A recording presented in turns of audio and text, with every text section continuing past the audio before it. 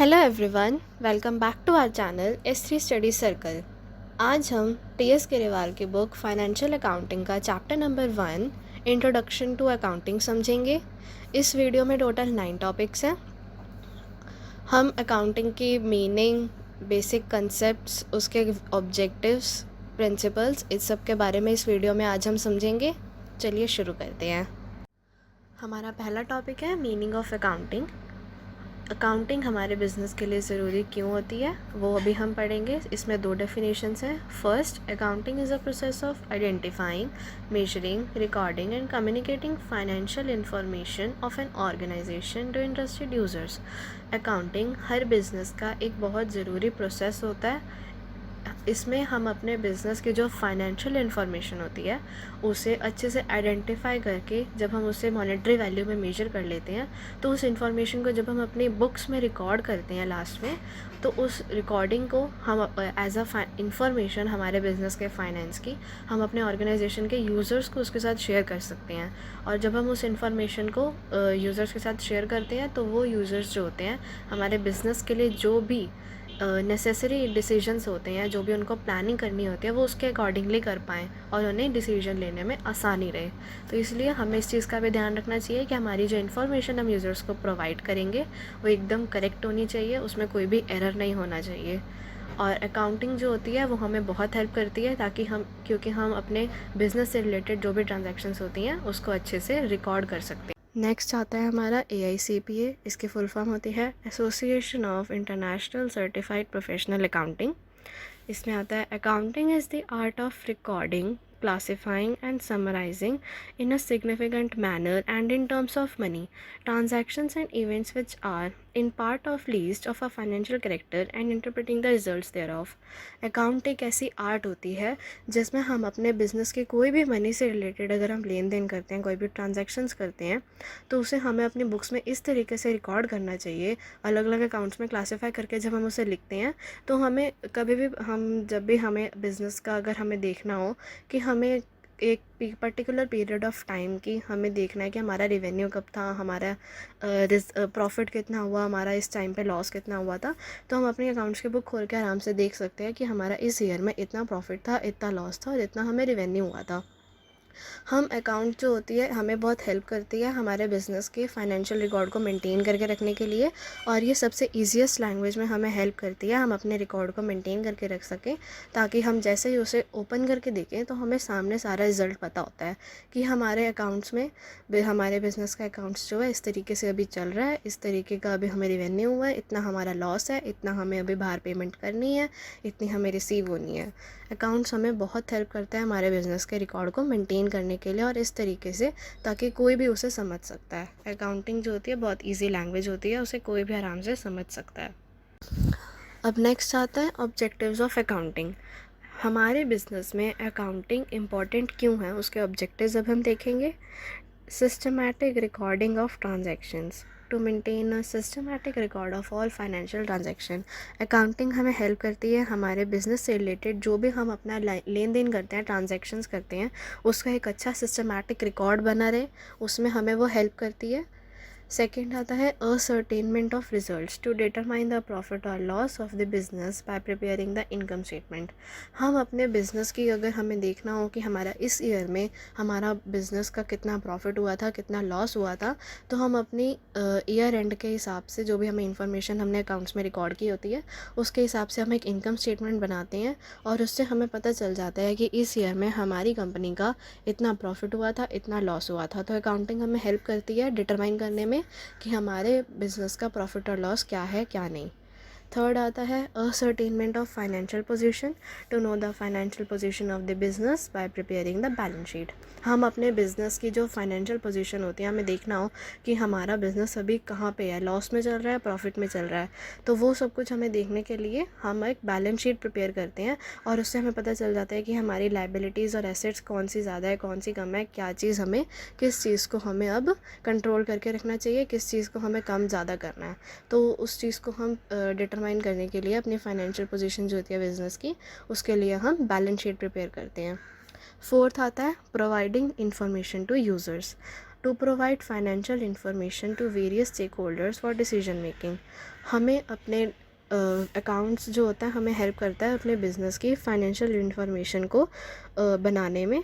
हम अकाउंट्स की मदद से अपने बिज़नेस की जो फाइनेंशियल इंफॉर्मेशन बनाते हैं उसको हम अपने बिज़नेस के मैनेजमेंट और यूज़र्स जो होते हैं, जो इंटरेस्टेड यूज़र्स होते हैं, जिनको हमारे बिज़नेस के लिए नेसेसरी डिसीजंस लेने होते हैं, जो हमारे बिज़नेस को कंट्रोल करते हैं, जो ओनर्स को प्लानिंग करनी होती है, वो इस इंफॉर्मेशन के हिसाब से, इसके बेस पे वो सारा अपना काम करते हैं। और उसके लिए हमें अकाउंटिंग की ज़रूरत होती है, क्योंकि अकाउंटिंग एक सबसे ईजीएस्ट वे होता है जो हमें फाइनेंशियल इन्फॉर्मेशन अपने बिज़नेस की बनाने में हेल्प करता है, वो भी सबसे ईजी लैंग्वेज में, जो भी देखे उसे समझ सकता है। लास्ट आता है हमारा compliance with legal requirements. To comply with legal requirements such as taxation laws, labour laws and company laws. Accounting हमें हेल्प करती है हमारे टैक्सेशन लॉज को फुलफ़िल, उसके रिक्वायरमेंट फुलफ़िल करने के लिए, लेबर लॉज और कंपनी के लॉज, उसके अकॉर्डिंगली हमारा बिज़नेस जो होता है स्मूथली रन करता रहता है अगर हमारे पास अकाउंटिंग डाटा होगा तो। हमारा नेक्स्ट टॉपिक है बेसिक टर्म्स ऑफ अकाउंटिंग। इसमें हम अकाउंटिंग के बेसिक टर्म्स के बारे में पढ़ेंगे जो हमें हेल्प करेगी ताकि हम अकाउंट्स को आसानी से समझ सकें। इन बेसिक टर्म्स को हमें समझना ज़रूरी होता है क्योंकि आने वाले चैप्टर्स में हमें बहुत देखने को मिलेंगे। तो सबसे पहले आती है ट्रांजैक्शन।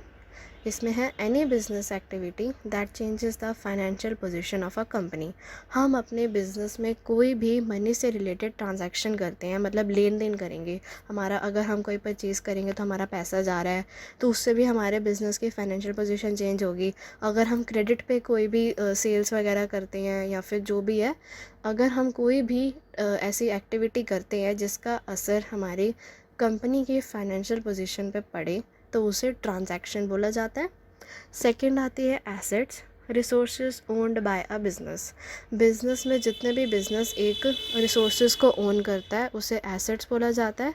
फॉर एग्ज़ाम्पल अगर हमारे ऑफिस में जो भी कंप्यूटर्स वगैरह होते हैं या फिर बिज़नेस जो होता है कोई लैंड ओन करता है तो वो जो होता है एक एसेट होता है, उस बिज़नेस का वो एक एसेट होगा। रिसोर्स जो होगा वो बिज़नेस ओन करता है, चाहे वो लैंड हो, कोई प्रॉपर्टी हो, कोई बिल्डिंग हो या फिर कुछ भी गोल्ड वगैरह। तो ये सब कुछ जो होते हैं रिसोर्सेज जो होता है बिज़नेस ओन करता है, उसे अकाउंटिंग की टर्म्स में एसेट्स बोला जाता है। थर्ड आता है liabilities, obligations of the business. Business में जो भी क्या कहते हैं, बिज़नेस को जो भी अपने थर्ड पार्टी क्रेडिटर को पेमेंट करनी होती है, अगर हम कोई भी ऐसी परचेज़ करते हैं क्रेडिट पे तो वो हमारा क्रेडिटर बन जाता है क्योंकि हमें उसे अभी पैसे देने होते हैं अपने परचेज़ के। तो उस क्रेडिटर को जो क्रेडिटर होता है वो हमारी लाइबिलिटी हो जाती है क्योंकि अभी हमने उसकी पेमेंट नहीं की होती है, अभी हमें उसकी पेमेंट करनी होती है। तो एक तरह से हम उसकी तरफ लायबल होते हैं, हमें एक पेमेंट जो है पे करनी है, तो उसे लाइबिलिटीज़ बोला जाता है।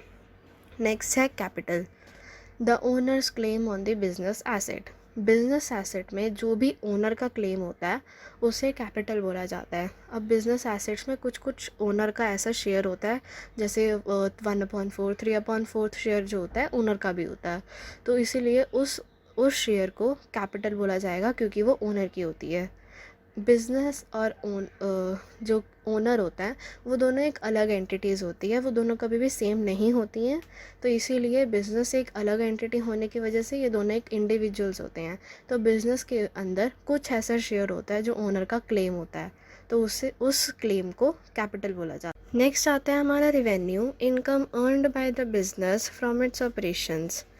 हम अपने बिज़नेस जब रन कर रहे होते हैं तो हम जब अपने प्रोडक्ट को सप्लाई करने के बाद जो हमें इनकम अर्न होती है उसे हम रेवेन्यू बोलते हैं। लास्ट आता है expenses, cost incurred by the business in earning revenue. हम जब अपना बिज़नेस के बाद जब हमें सप्लाई करने के बाद प्रोडक्ट्स की जो रेवेन्यू अर्न किया जाता है उसके बीच में जब हम अपनी कॉस्ट जो हम लगाते हैं, जैसे ट्रांसपोर्टेशन की कॉस्ट होती है, मशीनरी की रिपेयरिंग का होता है, लेबर देते हैं, और भी बहुत सारी ऐसी चीज़ें होती है जिसमें हमारी कॉस्ट जो होती है लगती है, तो उस चीज़ को हम एक्सपेंस बोलते हैं। हमारा नेक्स्ट टॉपिक आता है ब्रांचेस ऑफ अकाउंटिंग। अकाउंटिंग की कितनी ब्रांचेस होती हैं? 3 ब्रांचेस होती हैं, फाइनेंशियल अकाउंटिंग, कॉस्ट अकाउंटिंग और मैनेजमेंट अकाउंटिंग। सबसे पहले हम फाइनेंशियल अकाउंटिंग के बारे में समझेंगे कि उसमें क्या किया जाता है। इसमें है concerned with recording financial transactions and preparing financial statements. Financial accounting में हमारी जितनी भी फाइनेंशियल ट्रांजैक्शंस होती हैं, जो भी हम मनी का लेन देन करते हैं, जो भी हम खरीदते हैं या फिर बेचते हैं, उससे रिलेटेड जो भी हमारा रिकॉर्ड करना होता है ट्रांजैक्शन को, उससे फाइनेंशियल अकाउंटिंग जो होती है रिकॉर्ड करते हैं। और जब फिर ईयर एंड हो जाता है, ईयर एंड होने के बाद लास्ट में हमारी एक फाइनेंशियल स्टेटमेंट्स प्रिपेयर की जाती है, जिसमें हमें पता चलता है कि हमारी कंपनी का इस पूरे साल में कितना प्रॉफिट हुआ, कितना लॉस हुआ, कितना रिवेन्यू हुआ, कितना एक्सपेंस हुआ, हमें इन सब चीज़ों का पता चल जाता है। सेकेंड आती है cost accounting. It focuses on recording, classifying and summarizing cost to determine the cost of products or services. Cost accounting में हमें अगर अपने प्रोडक्ट की कॉस्ट को डिटरमाइन करना होता है। अगर हमें देखना हो कि हमें कितना, हमने जो प्रोडक्ट लिया है या फिर जिसकी हम सप्लाई कर रहे हैं वो हमने कितने का करा है, तो हमें उसकी रिकॉर्डिंग पे देखते हैं। क्योंकि हम जब कोई भी परचेज़ करते हैं, छोटी से छोटे भी परचेज़ करते हैं बिज़नेस में, तो वो अकाउंट्स की बुक के अंदर रिकॉर्ड होनी ज़रूरी होती है। उसके अंदर रिकॉर्ड करते ही हैं, छोटी से छोटी ट्रांजैक्शन को भी रिकॉर्ड किया जाता है। तो कॉस्ट अकाउंटिंग में किस पे फोकस करती है? रिकॉर्डिंग पे। हमारी ट्रांजैक्शन को रिकॉर्ड करना, उसे क्लासिफाई करना अलग अलग ग्रुप्स में कि ये वाली हमारी जो ट्रांजैक्शन हमने करी है ये किस अकाउंट में हमें अपनी फुलफ़िल करनी है, किस में फिल करनी होती है। और उसके बाद उस कॉस्ट को समराइज़ करना कि हमारा लास्ट में जो है इस अकाउंट का कितना हमारा एक्सपेंस बन रहा है, कितना डेबिट है, कितना क्रेडिट है, वो हमें पता चल जाता है। लास्ट आती है management accounting. It provides information for decision making, planning and controlling. Management accounting जो होती है वो हमें इंफॉर्मेशन प्रोवाइड करती है, पूरे जो भी हमें नेसेसरी इंफॉर्मेशन चाहिए होती है अपनी बिज़नेस के लिए, प्लानिंग करने के लिए, कंट्रोलिंग करने के लिए। और अगर हमें कोई भी इन्वेस्टमेंट रिलेटेड डिसीजन लेना होता है तो ये हमें उस चीज़ की इंफॉर्मेशन प्रोवाइड करती है कि हमारे बिज़नेस जो है अभी इस पोजीशन पे लाई कर रहा है, तो हमें उसके हिसाब से कौन से नेसेसरी डिसीजन लेने चाहिए जो हमें इस पोजीशन से थोड़ा और ऊपर लेके आएगा और हमारे बिज़नेस को प्रॉफिट में लेके आएगा। तो ये सब चीज़ें जो होती हैं अकाउंटिंग के ब्रांचेस होती हैं जो हेल्प करती हैं अकाउंट्स को मेंटेन रखने के लिए। हमारा नेक्स्ट टॉपिक आ जाता है इम्पॉर्टेंस ऑफ अकाउंटिंग। अकाउंट्स की इम्पॉर्टेंस बिज़नेस में क्या होती है, अकाउंटिंग इतनी ज़रूरी क्यों होती है, हमने उसका मीनिंग पढ़ा, हमने उसके ऑब्जेक्टिव्स पढ़े। अब इसकी इम्पॉर्टेंस के बारे में पढ़ेंगे कि ये इतनी इम्पॉर्टेंट क्यों होती है। सबसे पहले आता है decision making. Provides relevant financial information to stakeholders for informed decision making. ये हमारे जो भी मैनेजमेंट होती है, जो भी इंटरेस्टेड यूज़र्स होते हैं हमारी ऑर्गेनाइजेशन के, उनको रेलेवेंट हमारी बिज़नेस की जो फाइनेंशियल इंफॉर्मेशन होती है वो प्रोवाइड करती है, ताकि वो हमारे बिज़नेस के लिए एक नेसेसरी डिसीजन ले सकें। फॉर एग्ज़ाम्पल, अगर हमारा बिज़नेस जो है लॉस में जा रहा होगा तो हमें उस लॉस का पता कैसे चलेगा? हम एक पहले अकाउंटिंग रिकॉर्ड में चेक करेंगे कि हमारे अकाउंट्स में ऐसी कहाँ पे दिक्कत आ रही है, क्या चीज़ गड़बड़ हो रही है जिसकी वजह से हमारा बिज़नेस लॉस में जा रहा है। तो उस चीज़ को जब हम चेक कर लेंगे तो उस इन्फॉर्मेशन को हम अपने यूज़र्स तक पहुँचाएँगे, मैनेजमेंट तक देंगे। और जब वो मैनेजमेंट उस चीज़ को देखेगी तो उसके लिए वो नेसेसरी एक्शंस उसी टाइम ले सकती है, ताकि हमारा बिज़नेस जो है उसको आगे जाके दिक्कत ना आए, हमें हमारा बिज़नेस जो स्मूथली रन कर सके। तो इसमें हमारे डिसीजन मेकिंग में हेल्प करती है हमें अकाउंटिंग। सेकंड आता है comparative study. Facilitates comparison of financial performance over different periods और विद अदर बिजनेसेस। हमारी अकाउंटिंग जो होती है, हम अपने एक बिज़नेस के सारे अकाउंट्स को रिकॉर्ड करके रखते हैं, हमारे पास सारा रिकॉर्ड होता है। तो उस रिकॉर्ड के हिसाब से हम अपने बिज़नेस की फ़ाइनेंशियल परफॉर्मेंस देख सकते हैं कि हमारी 2018 में कितनी थी, 2019 में कितनी हो गई और अब 2024 में कितनी है। हमें अपनी परफॉर्मेंसेस का पता चल जाता है कि हमारी फ़ाइनेंशियल पोजीशन पहले कहाँ लाया करती थी और अब कहाँ पे लाया कर रही है। पहले नीचे थी या फिर पहले ऊपर थी, या फिर पहले प्रॉफिट जाता था, पहले अब लॉस ज़्यादा हो गया, क्या है वो हम सब कुछ डिटरमाइन कर सकते हैं। और हम अपने बिज़नेस को दूसरी कंपनीज़ के साथ भी कंपेयर कर सकते हैं बिकॉज ऑफ अकाउंटिंग, क्योंकि अकाउंटिंग से हम अपना सारा पता कर सकते हैं कि हमारा प्रॉफिट कहाँ पे है। हम उसको दूसरी कंपनी से कंपेयर कर सकते हैं कि इस कंपनी का भी प्रॉफिट इस ईयर में कैसा था, क्या था। थर्ड आता है evidence in legal matters. Accounting records can serve as evidence in legal matters. अगर हमारे बाय चांस अगर हमारे बिजनेस में कोई भी ऐसा दिक्कत होती है जिसमें हमारा हमें लीगली किसी चीज़ को प्रूफ करना होता है, तो अकाउंटिंग एज अ एविडेंस हमारे बहुत काम आती है। हम अकाउंट्स के रिकॉर्ड को एज अ एविडेंस कोर्ट में जाके शो कर सकते हैं, ताकि अगर हमने कोई भी अगर हमारा गलत काम यहाँ से नहीं हुआ होता है तो वो जो होता है मैटर सॉल्व हो सकता है। फोर्थ आता है हमारा taxation. It helps in the preparation and submission of tax return. हमारी अकाउंटिंग जो होती है हमें हेल्प करती है, हम अपने टैक्स रिटर्न्स के जो भी प्रिपरेशन होती है और सबमिशन होती है उसको हेल्प करती है फुलफ़िल करने में। लास्ट है investment decision. It assist investors in making informed decision about their investment. हम अपनी अकाउंटिंग को देखते हुए, अकाउंटिंग इन्फॉर्मेशन को देखते हुए उसके हिसाब से हम अपने बिज़नेस में इन्वेस्टमेंट कर सकते हैं, और ये इन्फॉर्मेशन हमें हेल्प करती है कि हमारे पास कितना प्रॉफिट है, हमें उसे कैसे इन्वेस्ट करना चाहिए, कहाँ पे हमें उसे यूज़ करना चाहिए उस पैसे को, कहाँ नहीं। तो एक तरह से अकाउंटिंग इन्फॉर्मेशन हमें इन्वेस्टमेंट करने के लिए भी बहुत हेल्प करती है अपने बिज़नेस के लिए। नेक्स्ट आते हैं हमारे यूज़र्स ऑफ अकाउंटिंग इन्फॉर्मेशन। हमारे अकाउंटिंग इन्फॉर्मेशन से रिलेटेड जो भी यूज़र्स होते हैं वो कौन होते हैं? तो हमारे दो यूज़र्स होते हैं, इंटरनल यूज़र्स और एक्सटर्नल यूज़र्स। इंटरनल यूज़र्स जो होते हैं वो 2 तरीके के होते हैं, और एक्सटर्नल यूज़र्स जो होते हैं 5 होते हैं। इंटरनल यूज़र्स में 2 आते हैं, ओनर्स और मैनेजमेंट। ओनर्स का होता है to assess the profitability and financial position. हम ओनर्स को अपनी अकाउंटिंग इन्फॉर्मेशन क्यों प्रोवाइड करते हैं? ताकि वो हमारे बिज़नेस की प्रॉफिटेबिलिटी देख सकें, और हमारे बिज़नेस का जो फाइनेंशियल पोजीशन होती है वो इस वक्त ज़्यादा प्रॉफिट में है या फिर ज़्यादा लॉस में है, अगर ओनर्स को देखना होता है तो वो उस अकाउंटिंग इन्फॉर्मेशन के बेस पे देख सकते हैं।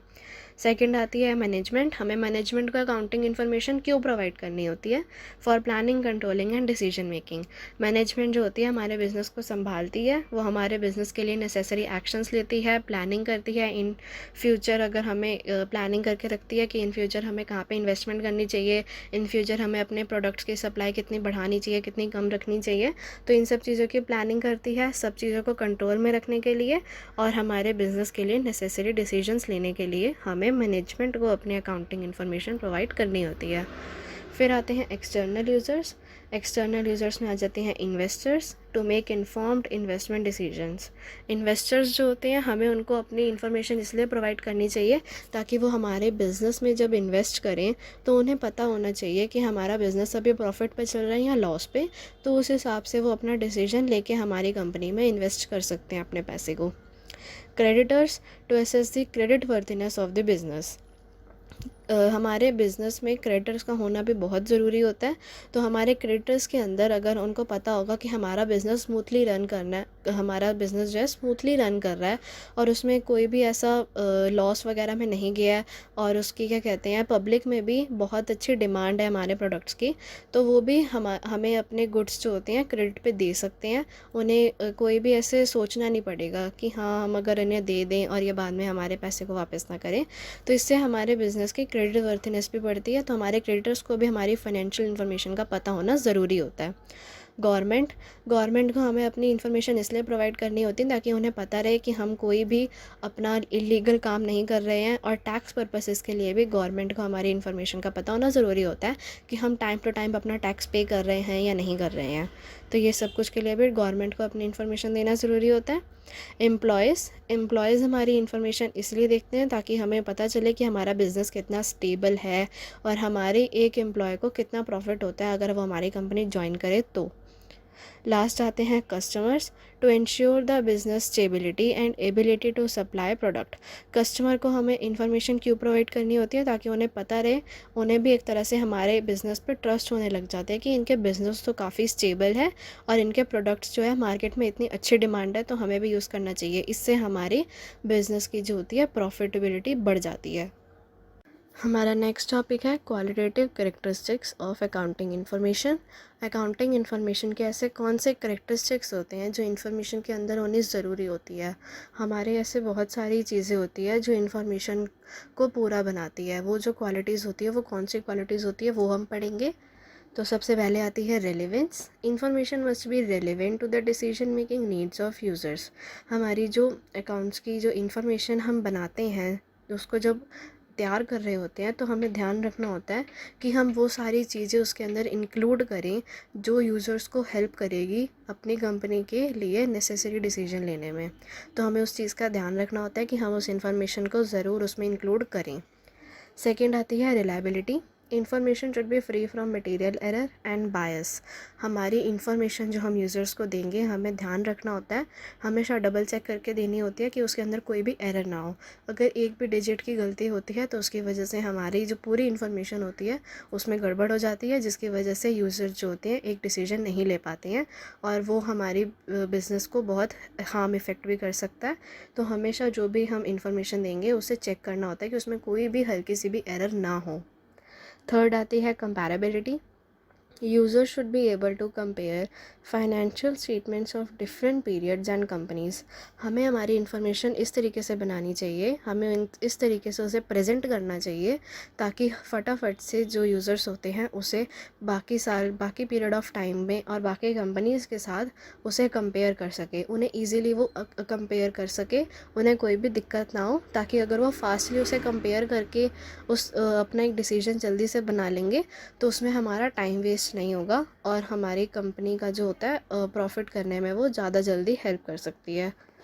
लास्ट आती है understandability. Information should be understandable to users with reasonable knowledge of business and economic activities. हमारी इन्फॉर्मेशन को हमें बहुत ईजी लैंग्वेज में प्रिपेयर करना होता है ताकि कोई भी जिसके पास रीज़नेबल नॉलेज हो बिज़नेस की या फिर अकाउंट्स की, इकोनॉमिक्स एक्टिविटीज़ की, तो उसको देखते ही समझ आ जाए कि हमने इस बारे में यहाँ पे किस चीज़ की बात हो रही है। हमें अकाउंट्स की इन्फॉर्मेशन को हमेशा इजी लैंग्वेज में लिखना होता है, कोई भी यूज़र उस इन्फॉर्मेशन को देखे तो उसे ईजिली समझ पाए। हमारा नेक्स्ट टॉपिक है accounting principles and concept. Accounting किन प्रिंसिपल पर बेस्ड होती है उसके कंसेप्ट्स के बारे में पढ़ेंगे। सबसे पहले आता है अकाउंटिंग एंटिटी कंसेप्ट।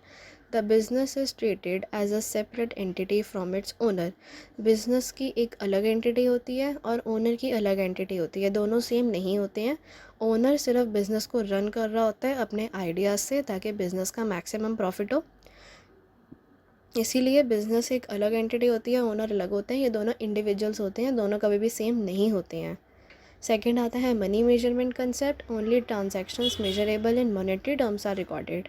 हमारे बिज़नेस में हम जो भी ट्रांजैक्शन करते हैं जिसमें भी सिर्फ मनी का यूज़ किया जाए, सिर्फ उसे रिकॉर्ड किया जाता है। फॉर एग्ज़ाम्पल, अगर हमने परचेज़ करी है किसी एसेट की परचेज़ करी है हमने 50,000 में, तो उसे हम रिकॉर्ड कर सकते हैं।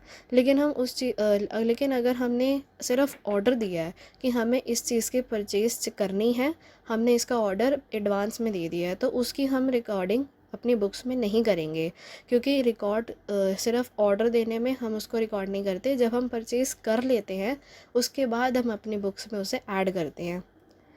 थर्ड आता है going concern concept. Assume that the business will continue to operate indefinitely. हमारे बिज़नेस की जो फाइनेंशियल स्टेबिलिटी होती है उसको चेक करके रखना, ताकि इन फ्यूचर अगर हमें कोई भी लॉस बेयर करना हो, उसको बेयर करने के बाद भी हमारा बिज़नेस जो है स्मूथली रन करता रहे, उसमें कोई दिक्कत ना आए, तो उसे गोइंग कंसर्न कंसेप्ट में गिना जाता है। फोर्थ आता है हमारा accounting period concept. Financial statements are prepared for specific periods, example है ईयर। हमारा अकाउंटिंग का जो पीरियड होता है वो बेसिकली जो स्टार्टिंग होती है उसकी 1 अप्रैल से होती है और वो नेक्स्ट ईयर 31 मार्च तक की होती है। ये जो पीरियड होता है 1 ईयर का, इसे अकाउंटिंग पीरियड बोला जाता है। और 31 मार्च में हमारे जो अकाउंट्स की जो फाइनेंशियल स्टेटमेंट होती है पूरे ईयर एंड में बनाई जाती है। जो भी हमने ईयर में ट्रांजैक्शंस करी होती है, हमारा जितना प्रॉफिट एक्सपेंस लगता है, लॉस होता है, वो सारा हमारी बैलेंस शीट के अंदर 31 मार्च को ऐड किया जाता है और यूज़र्स को दिखाया जाता है, उनको वो इन्फॉर्मेशन दी जाती है ताकि वो देखें कि अब हम जब नेक्स्ट ईयर स्टार्ट होगा तो हमें उस चीज़ को कैसे सुधार के अपने बिज़नेस में करना है। नेक्स्ट आता है हमारा dual aspect concept. Every transaction has a dual effect, debit and credit. हम जो भी ट्रांजैक्शन करेंगे, अगर हम परचेज़ करते हैं तो भी हमारे डेबिट क्रेडिट दोनों पे इफ़ेक्ट पड़ता है। अगर हम सेल्स करते हैं तो भी हमारे डेबिट क्रेडिट दोनों पे इफ़ेक्ट पड़ता है। अगर हम परचेज़ कर रहे हैं क्रेडिट पे, तब भी उस ट्रांजैक्शन का इफ़ेक्ट हमारे बिज़नेस के डेबिट और क्रेडिट दोनों पे पड़ता है। तो ये ड्यूअल एस्पेक्ट कॉन्सेप्ट होता है जिसमें डेबिट क्रेडिट दोनों बिजनेस के इफ़ेक्ट कर जाते हैं ट्रांजैक्शंस की वजह से। नेक्स्ट आता है revenue recognition concept. Revenue is recognised when it is earned. Revenue को सिर्फ तब रिकग्नाइज़ किया जाता है जब हम उसे अर्न कर लेते हैं, यानी कि जब हम अपने प्रोडक्ट की सप्लाई कर देते हैं उसके बाद जो हमें जब वो क्या कहते हैं मनी जो होती है हमारे पास रिसीव हो जाती है वो पेमेंट, तब हम उसे रिकग्नाइज़ करते हैं, तब हम अपनी उसे बुक में रिकॉर्ड करते हैं कि हमारा इतना रेवेन्यू हमने अर्न करा है। नेक्स्ट आता है matching concept. Expense should be matched with the revenues they help to generate. हमारे जो एक्सपेंसेस होते हैं वो हमारे रेवेन्यू से मैच करने चाहिए ताकि हमारा बिज़नेस जो होता है स्टेबल चलता रहे। अगर हमारे एक्सपेंसेस ज़्यादा होंगे लेकिन हमारा रेवेन्यू की जो अर्निंग होगी वो कम होगी तो हमारा बिज़नेस ऐसे लॉस में चला जाएगा, क्योंकि हमारे एक्सपेंसेस बहुत ज़्यादा होंगे। तो इसीलिए एक्सपेंसेस और रेवेन्यू जो होता है मैच करने चाहिए ताकि हमारा बिज़नेस स्टेबल रहे और आगे भी स्मूथली रन करता रहे। फिर आता है full disclosure concept. Financial statements should disclose all relevant information. हमारी जो फाइनेंशियल इन्फॉर्मेशन जो होती है, जो हम अकाउंटिंग इन्फॉर्मेशन बनाते हैं, यूज़र्स को प्रोवाइड करते हैं, उसके अंदर हमें सारी रेलेवेंट इन्फॉर्मेशन ऐड्स करनी होती है। हमें ऐसी कोई भी चीज़ छोड़नी नहीं होती है जो यूज़र्स को मतलब हमें यूज़र्स को सब बताना ज़रूरी होता है। अगर हम कुछ भी एक इन्फॉर्मेशन नहीं बताएंगे तो उन्हें बहुत दिक्कत आती है हमारे बिज़नेस के लिए नेसेसरी डिसीजंस लेने में, और वो हमारी प्लानिंग में भी फिर दिक्कत हो जाएगी, जिसकी वजह से हमारे बिज़नेस में आगे जाके दिक्कतें आती रहेंगी।